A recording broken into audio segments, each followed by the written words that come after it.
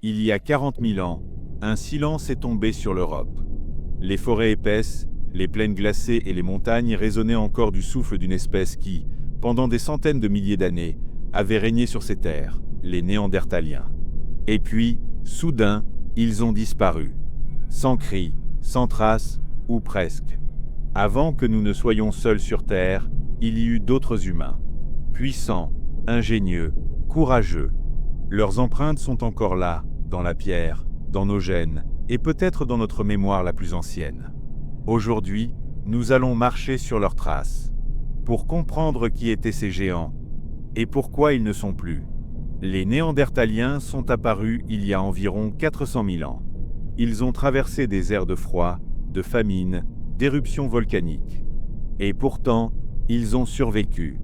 De l'Atlantique à la Sibérie, ils ont bâti un monde à leur image, rude, mais profondément humain.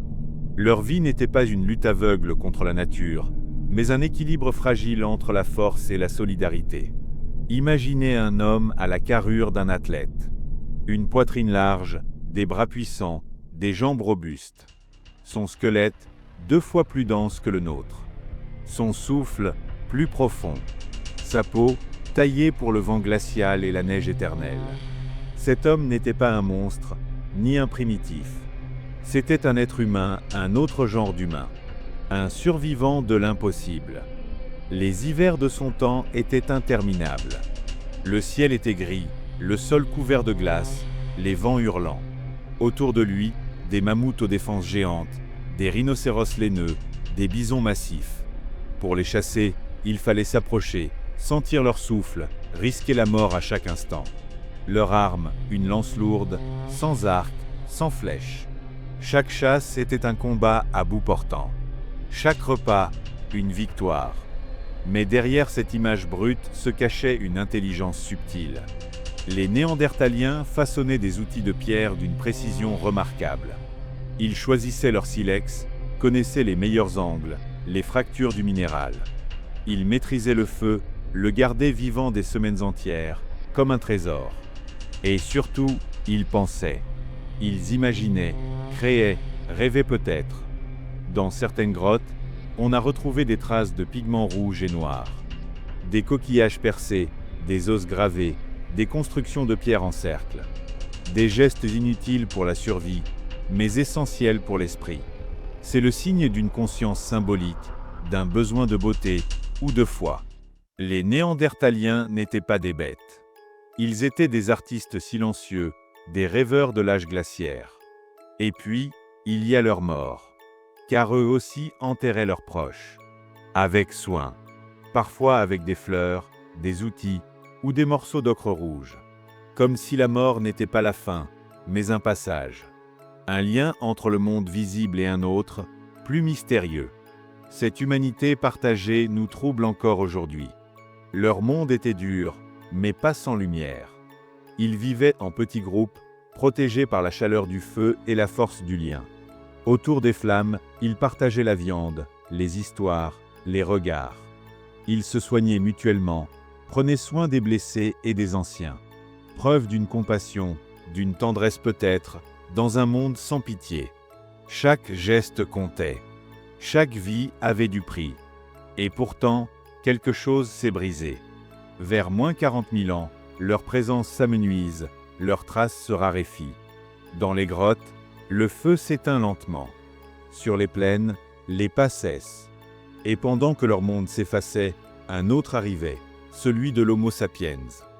Des voyageurs venus du sud, porteurs de nouvelles armes, de nouvelles idées.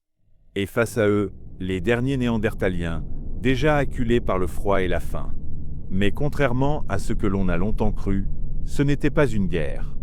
Ce fut une rencontre. 2 humanités, si proches, si différentes. Elles se sont observées, méfiées, puis reconnues. Et finalement, elles se sont mélangées. L'amour, la peur, la curiosité ont uni ce que l'évolution avait séparé. Et de cette union est né, nous. Aujourd'hui, presque tous les humains non africains portent dans leur ADN un fragment de Néandertal. Une part minuscule, mais bien réelle. Ces gènes influencent encore notre peau, notre système immunitaire, notre métabolisme. Certains nous protègent du froid, d'autres nous rendent plus sensibles aux allergies, à la douleur, à certaines maladies modernes.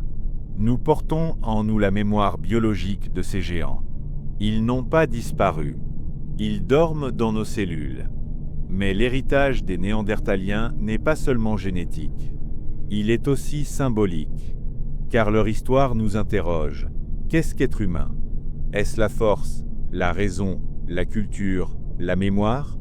Eux possédaient tout cela, et pourtant, le vent de l'histoire les a balayés. Peut-être nous rappelle-t-il que rien n'est éternel, que même la plus grande des espèces peut s'éteindre dans le silence du temps. Quand on observe les crânes, les outils, les cendres de leur foyer, on sent une étrange proximité, un écho dans nos os. Nous partageons leur regard, leur peur du froid, leur désir de feu, leur soif de comprendre le monde. Et si, au fond, ils ne nous avaient jamais vraiment quittés? Car dans chaque battement de cœur, dans chaque souffle d'hiver, dans chaque étincelle d'intelligence, il y a encore un peu de Néandertal, empreinte d'anciens. Ce ne sont pas seulement des traces dans la terre. Ce sont des fragments de mémoire, des voix venues du passé.